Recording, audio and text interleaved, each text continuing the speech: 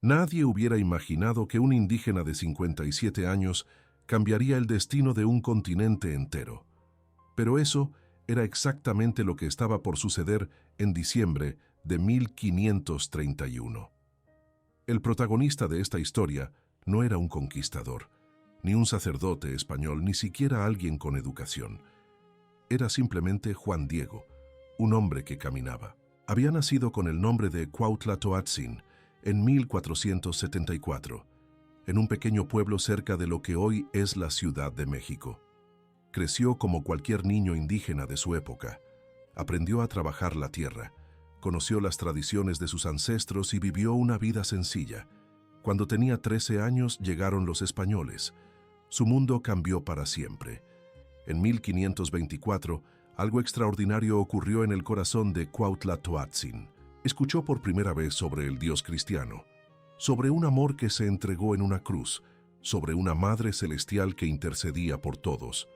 No podía explicarlo con palabras, pero sintió que esa verdad era para él. Pidió el bautismo.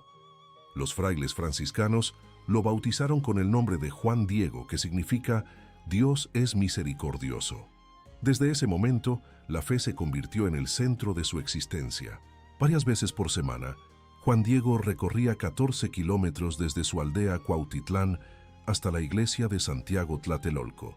14 kilómetros descalzo, atravesando el cerro del Tepeyac, bajo el sol abrasador o el frío de la madrugada.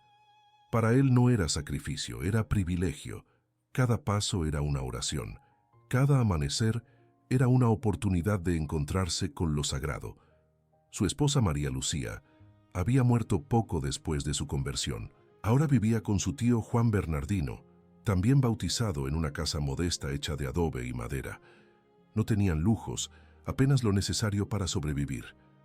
Juan Diego trabajaba como agricultor y ocasionalmente como tejedor de petates. A los ojos de la sociedad de aquella época, era invisible, un indio más entre miles, sin voz ni poder. Pero Dios estaba preparando algo monumental. México necesitaba sanación.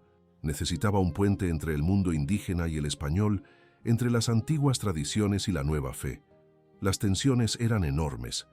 Los sacrificios rituales de la cultura azteca habían cesado con la conquista, pero el precio había sido alto: muerte, destrucción, desconfianza. ¿Cómo podían dos pueblos tan diferentes encontrar paz? La respuesta llegaría de la manera más inesperada, no a través de tratados políticos ni discursos teológicos, sino a través de un hombre humilde que simplemente amaba caminar hacia Dios. Juan Diego no buscaba grandeza ni reconocimiento, solo buscaba la misa del sábado por la mañana. Pero en su próximo camino al amanecer, el cielo tocaría la tierra y nada volvería a ser igual.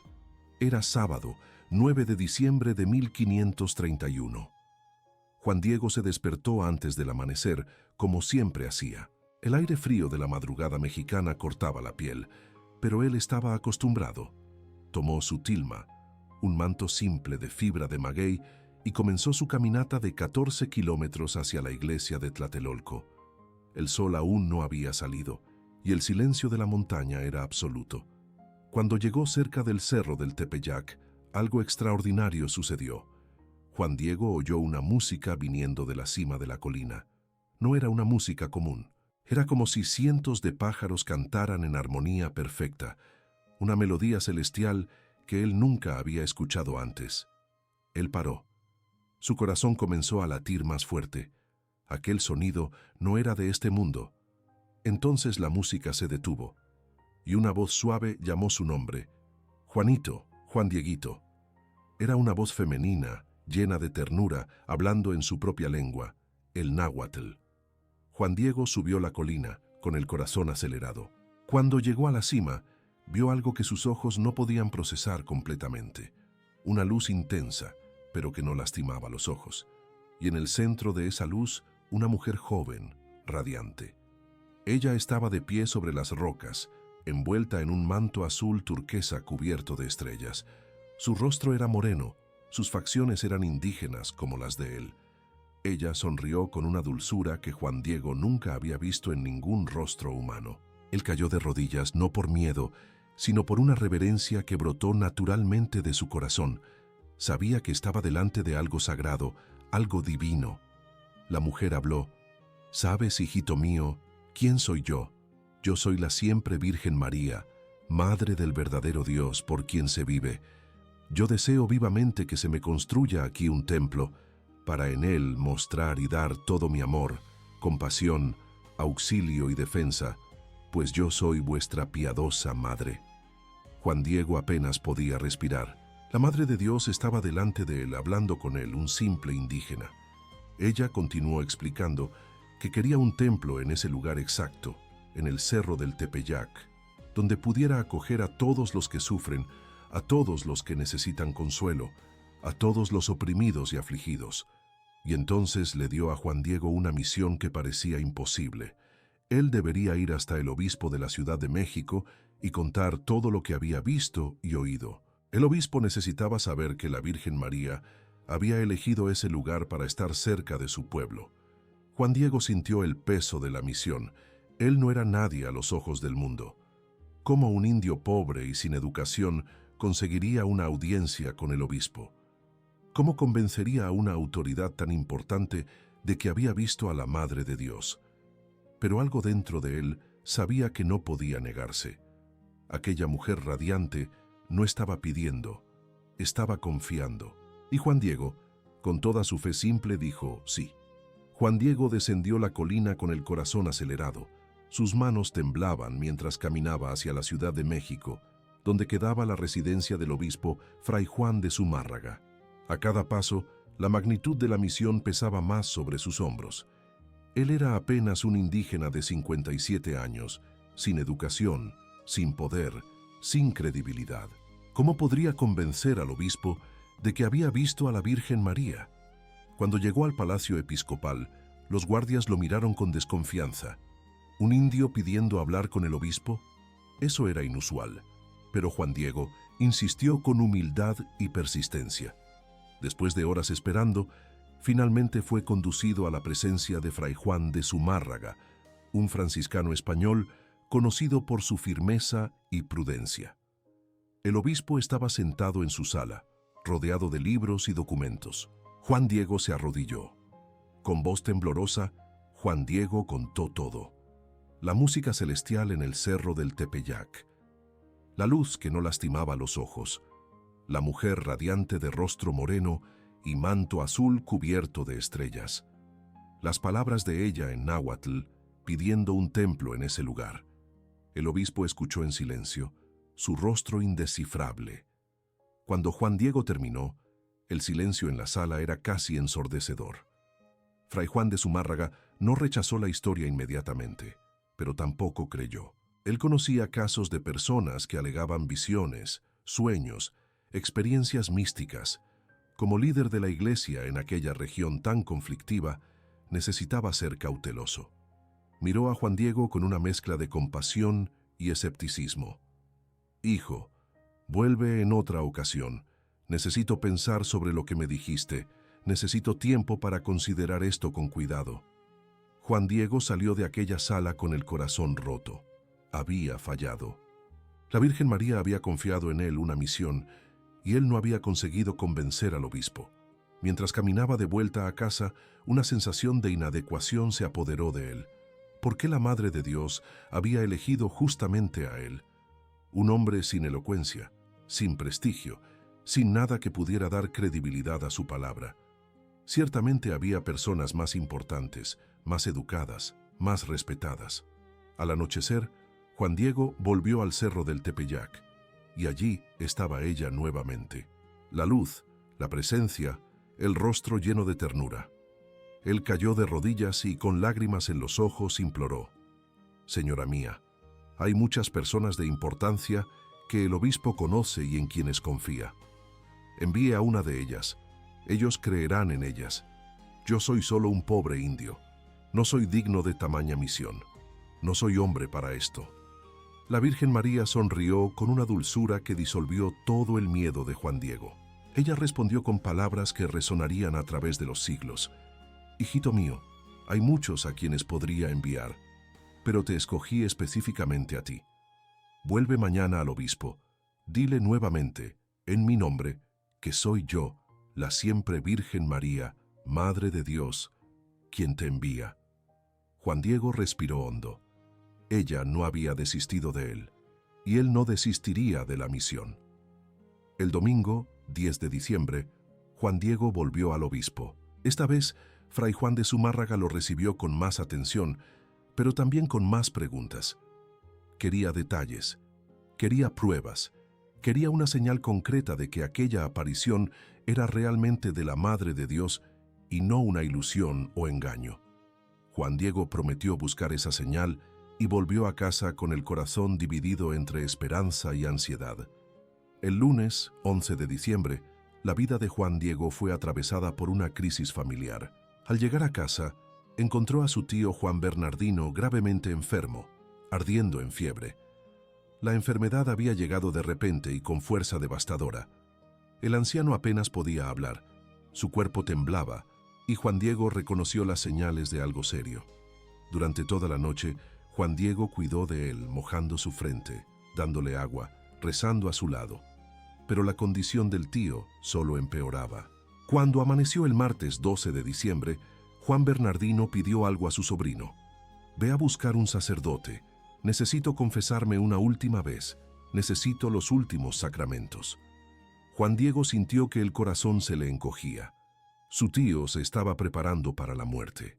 Juan Diego salió corriendo antes del amanecer hacia Tlatelolco, donde podría encontrar un sacerdote. Pero había un problema. El camino normal pasaba por el cerro del Tepeyac, y él sabía que si pasaba por allí, se encontraría nuevamente con la Virgen María. ¿Cómo podría explicarle que no había conseguido la señal? ¿Cómo podría decir que necesitaba cuidar del tío en lugar de cumplir la misión? La vergüenza y el miedo se apoderaron de él. Entonces Juan Diego hizo algo muy humano. Intentó evitar el encuentro. Decidió rodear el cerro por el lado este, tomando un camino más largo. Tal vez así conseguiría buscar al sacerdote sin tener que enfrentar a la señora. Su tío estaba muriendo.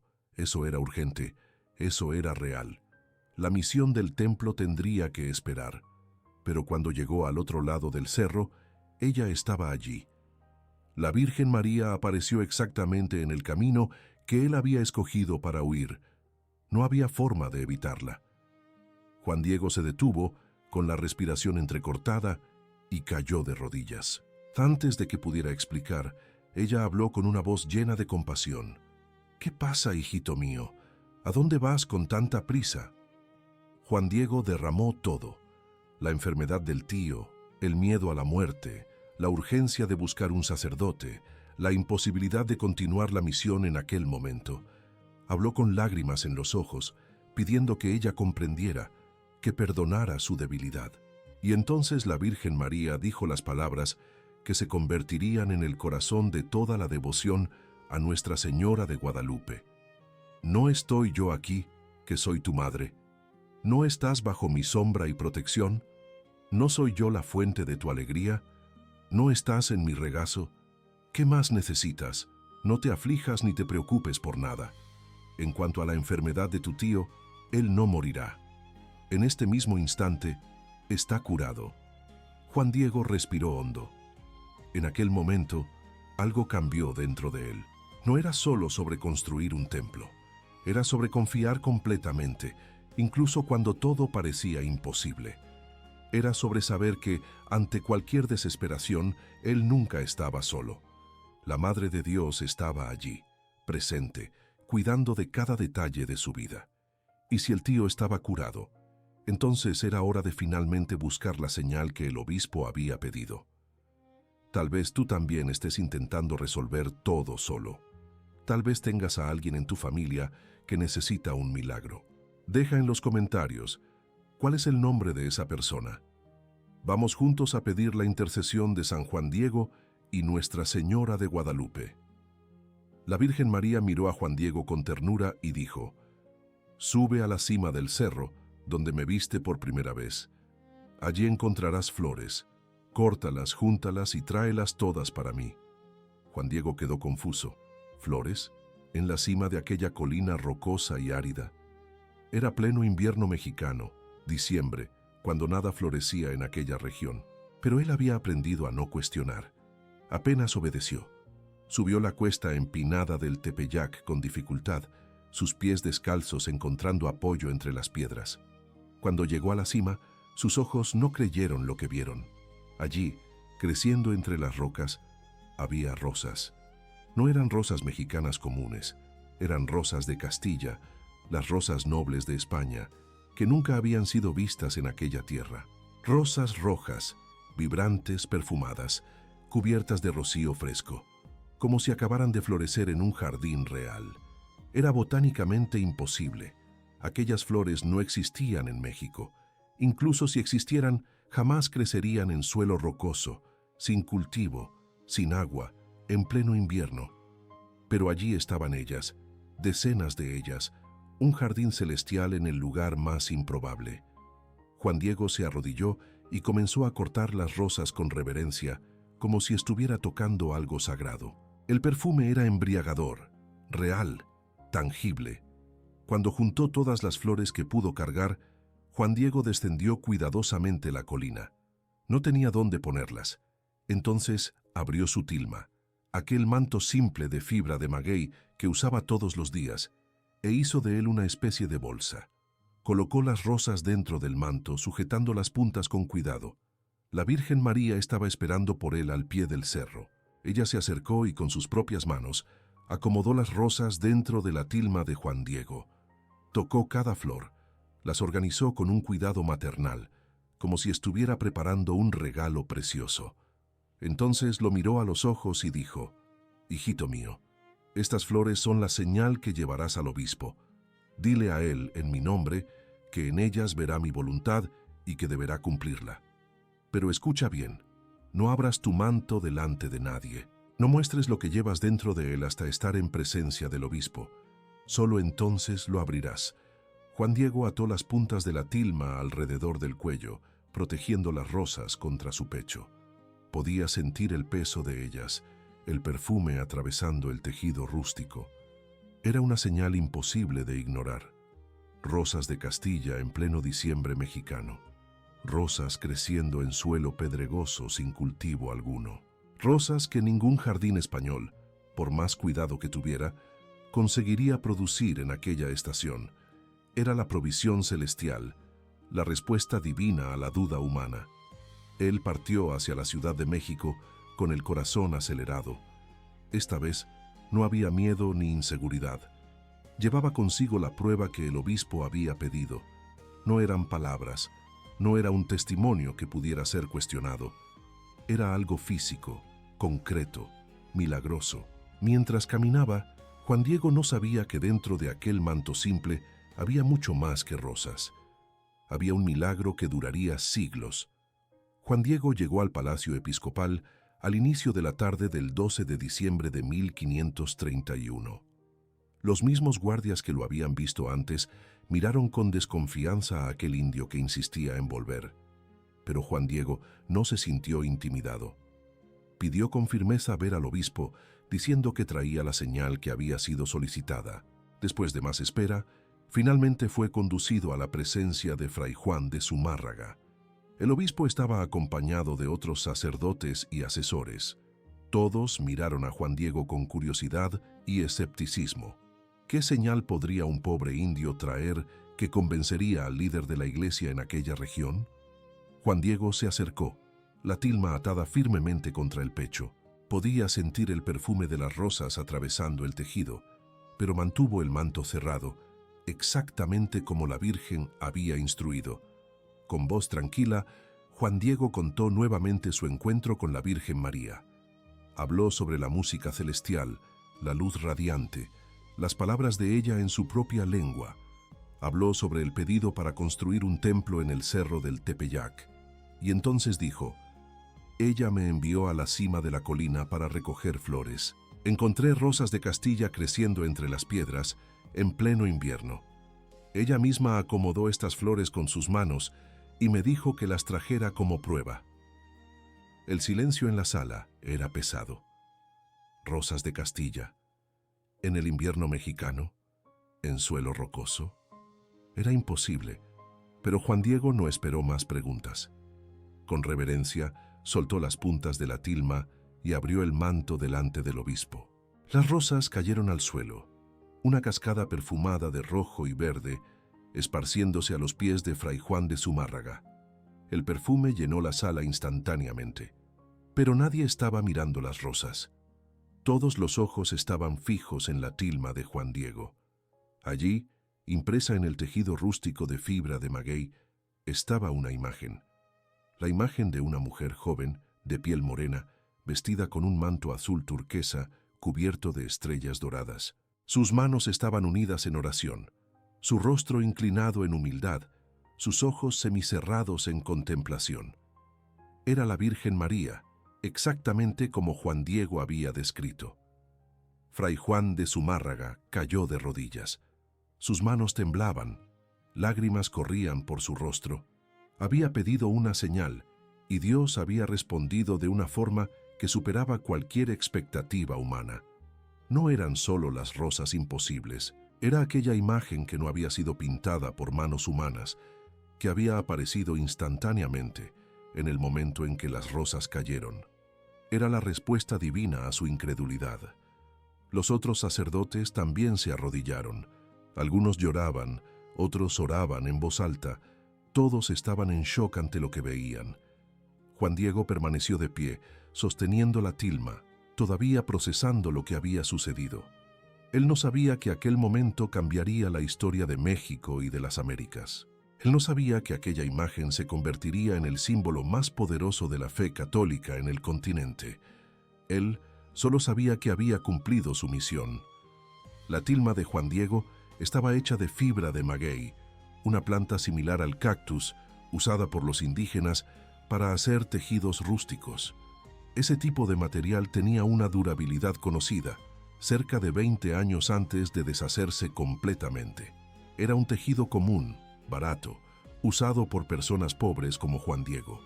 Nada en él indicaba que pudiera preservar cualquier cosa por mucho tiempo, pero aquella imagen desafiaría todas las leyes de la naturaleza. Casi 500 años han pasado desde aquel día de diciembre de 1531.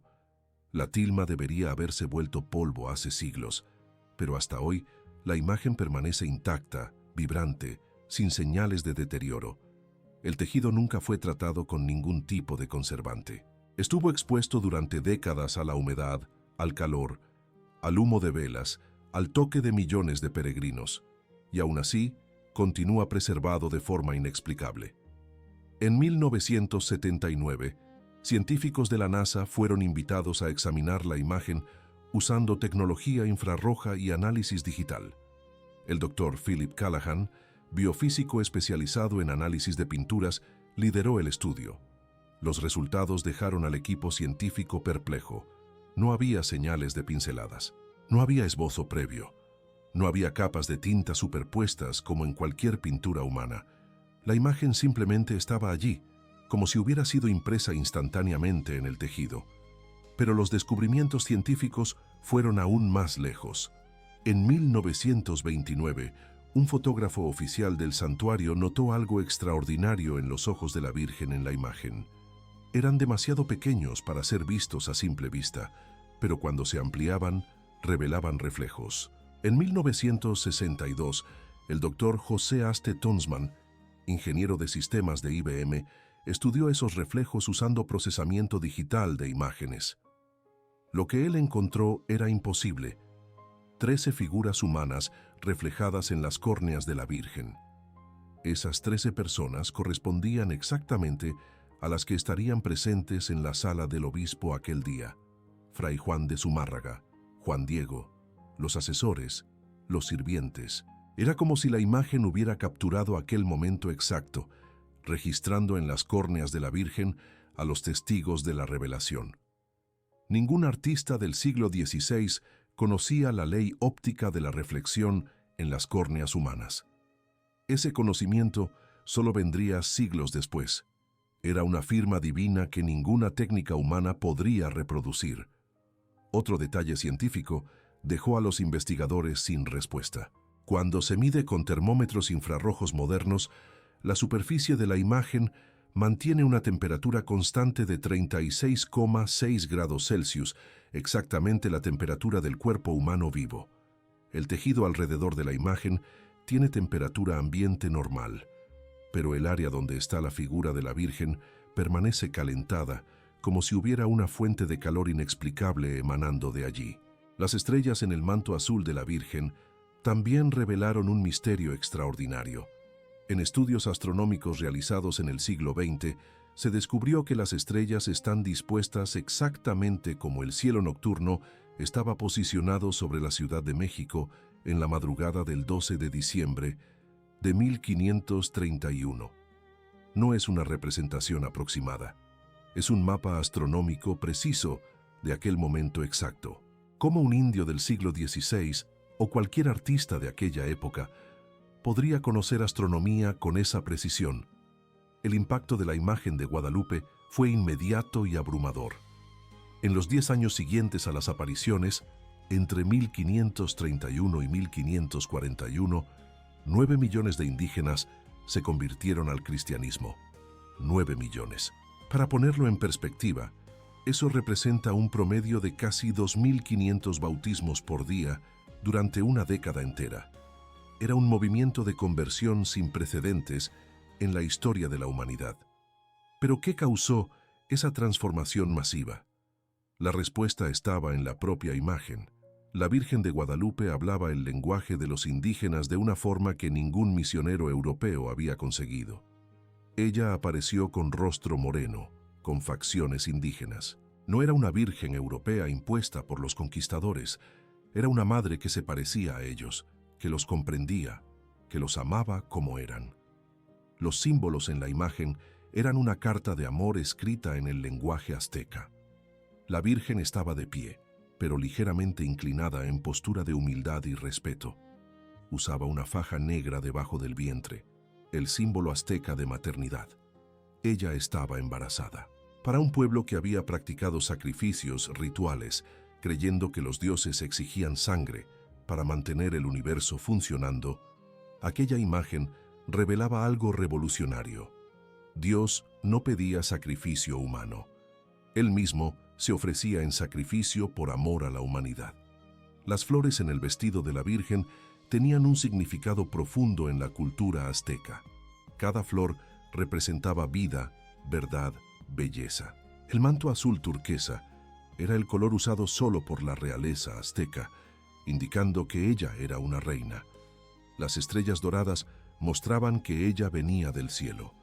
El sol detrás de ella y la luna bajo sus pies comunicaban que ella era mayor que los dioses aztecas del sol y de la luna. Era un mensaje teológico completo, transmitido visualmente para un pueblo que había perdido su identidad cultural. El cerro del Tepeyac, donde las apariciones sucedieron, tenía un significado histórico especial. Era el lugar donde se encontraba un antiguo templo dedicado a Tonantzin, la diosa madre azteca. Los indígenas solían peregrinar hasta aquel lugar para honrar a la diosa de la fertilidad y de la maternidad. Cuando la Virgen María eligió aparecer exactamente allí, ella no estaba destruyendo la cultura indígena, estaba redimiéndola, mostrando que el verdadero amor maternal no venía de un ídolo de piedra, sino de la madre del verdadero Dios. La construcción de la primera ermita comenzó inmediatamente después de la revelación. El obispo Fray Juan de Zumárraga ordenó que una capilla simple fuera erigida en el cerro del Tepeyac en 1531. En 1533, una capilla mayor fue construida para acomodar a los miles de peregrinos que comenzaron a llegar. La tilma con la imagen fue colocada en un altar especial y el flujo de visitantes nunca paró desde entonces. Juan Bernardino, el tío de Juan Diego, se convirtió en un testigo crucial de otro milagro. Cuando Juan Diego volvió a casa después de la revelación de la imagen, encontró a su tío completamente curado, exactamente como la Virgen había prometido. Juan Bernardino contó que la propia Virgen había aparecido para él en su lecho de enfermedad, curándolo instantáneamente. Y fue él quien reveló el nombre por el cual ella quería ser conocida, Guadalupe, que en la lengua náhuatl suena como Tlecuautlapcupeu, significando aquella que aplasta la serpiente de piedra.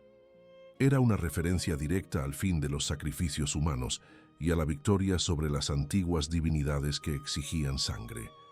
Después de la revelación de la imagen, Juan Diego podría haberse convertido en una celebridad. Podría haber viajado contando su historia, recibiendo honores, viviendo del prestigio de haber sido escogido por la Virgen María. Pero él hizo exactamente lo opuesto. Juan Diego escogió el silencio, la humildad y el servicio discreto. Con el permiso del obispo, él se mudó a una pequeña casa al lado de la ermita en el cerro del Tepeyac y dedicó el resto de su vida a cuidar del santuario. Durante 17 años, de 1531 hasta 1548, Juan Diego vivió como guardián de la imagen sagrada. Limpiaba la capilla, mantenía las velas encendidas, recibía a los peregrinos que llegaban a miles, contaba su historia a quien quisiera oír. No cobraba nada, no pedía reconocimiento. Vivía de la caridad de los fieles y de la providencia divina, exactamente como había vivido antes de las apariciones. Juan Diego recibía a todos con la misma gentileza, fueran ricos o pobres, indígenas o españoles, autoridades o campesinos. Él se había convertido en un puente vivo entre dos mundos que antes parecían irreconciliables. Su presencia silenciosa era un testimonio más poderoso que cualquier sermón. Juan Diego murió el 30 de mayo de 1548, a los 74 años de edad. Su fallecimiento fue tranquilo, rodeado por aquellos que lo amaban, en el lugar que él había escogido como su hogar final. Fue enterrado cerca de la ermita que había cuidado con tanto cariño. Y aún después de su muerte, su ejemplo de humildad y obediencia continuó inspirando a millones de personas a través de los siglos. Pero la Iglesia tardó siglos en reconocer oficialmente su santidad, no porque hubiera dudas sobre su vida piadosa o sobre la veracidad de las apariciones, sino porque los procesos de canonización son largos y rigurosos, exigiendo investigaciones detalladas, documentación extensa y comprobación de milagros atribuidos a la intercesión de la persona. Juan Diego tuvo que esperar más de 450 años para recibir el reconocimiento formal de la Iglesia Universal. En 31 de julio de 2002, el Papa Juan Pablo II canonizó a Juan Diego en una misa solemne en la Basílica de Guadalupe, delante de millones de fieles. Fue un momento histórico, el primer indígena de las Américas en ser declarado santo por la Iglesia Católica. Juan Diego se convirtió oficialmente en San Juan Diego Cuautla-Toatzin, patrono de los pueblos indígenas de las Américas, modelo de humildad, ejemplo de obediencia a la voluntad divina. Su legado no está en palabras elocuentes o en grandes hechos visibles. Está en la simplicidad de quien dijo sí cuando Dios llamó. Está en la valentía de un hombre que se sintió inadecuado, pero aún así obedeció. Está en la perseverancia de quien continuó sirviendo en silencio, incluso después del milagro. San Juan Diego nos enseña que Dios no escoge a los capacitados, Él capacita a los escogidos, y que la verdadera grandeza no está en ser visto por los hombres, sino en ser fiel a la misión que Dios confía, incluso cuando nadie está mirando. La historia de San Juan Diego no es solo un relato histórico de 500 años atrás. Es un mensaje vivo para cada uno de nosotros hoy. Cuando miramos a aquel hombre simple, caminando descalzo por las montañas, sintiéndose inadecuado para la misión que recibió, vemos un espejo de nuestras propias inseguridades. ¿Cuántas veces Dios nos llama para algo y respondemos, envíe a otra persona más preparada, más capaz, más digna? La gran lección de Juan Diego es sobre disponibilidad, no capacidad. Él no tenía educación formal, no tenía prestigio social, no tenía elocuencia para convencer a las autoridades, pero tenía algo que Dios valora por encima de todo, un corazón dispuesto a obedecer. Cuando la Virgen María le dijo que fuera al obispo, él fue. Cuando le mandó subir la colina para buscar rosas imposibles, él subió. Cuando necesitó confiar contra toda evidencia, él confió. Y eso cambió la historia. Hoy, la Basílica de Nuestra Señora de Guadalupe, en la Ciudad de México, es el segundo santuario católico más visitado del mundo, perdiendo solo ante el Vaticano. Más de 20 millones de personas peregrinan hasta allí todos los años. La tilma de Juan Diego continúa expuesta, desafiando explicaciones científicas, testificando silenciosamente el amor de Dios por su pueblo, y cada día miles de personas se arrodillan delante de aquella imagen buscando esperanza, cura, dirección. El mensaje de Guadalupe es especialmente poderoso para quien se siente pequeño, insignificante o incapaz. La Virgen no apareció al obispo, no apareció a los nobles españoles, no apareció a los teólogos cultos. Ella escogió a un indio viudo de 57 años que caminaba kilómetros descalzo solo para rezar. Eso nos dice algo profundo sobre cómo Dios trabaja. Él se deleita en usar a los humildes para confundir a los sabios, a los débiles, para avergonzar a los fuertes. Si tienes a alguien en tu familia que aún no conoce a Dios, la historia de Guadalupe trae una esperanza extraordinaria. 9 millones de conversiones en 10 años. Corazones que parecían imposibles de alcanzar fueron tocados por aquella imagen. Familias divididas encontraron unidad. Pueblos en guerra encontraron paz. La intercesión de Nuestra Señora de Guadalupe es poderosa, especialmente para la conversión de seres queridos. San Juan Diego, que vio lo imposible suceder, intercede por todas las situaciones que parecen sin solución. Las palabras de la Virgen a Juan Diego resuenan a través de los siglos y llegan hasta ti hoy. ¿No estoy yo aquí, que soy tu madre? ¿No estás bajo mi sombra y protección? No importa lo que estés enfrentando en este momento. No importa cuán imposible parezca tu situación. No importa cuán inadecuado te sientas para el llamado que Dios puso en tu corazón. La misma madre que acogió a Juan Diego está aquí para ti. La vida de San Juan Diego nos invita a una peregrinación espiritual personal, no necesariamente una peregrinación física a México, sino una jornada interior de humildad, confianza y obediencia. Es un llamado a dejar de decir «no soy capaz» y comenzar a decir «estoy disponible». Es una invitación a creer que Dios hace lo imposible a través de personas comunes que simplemente dicen sí.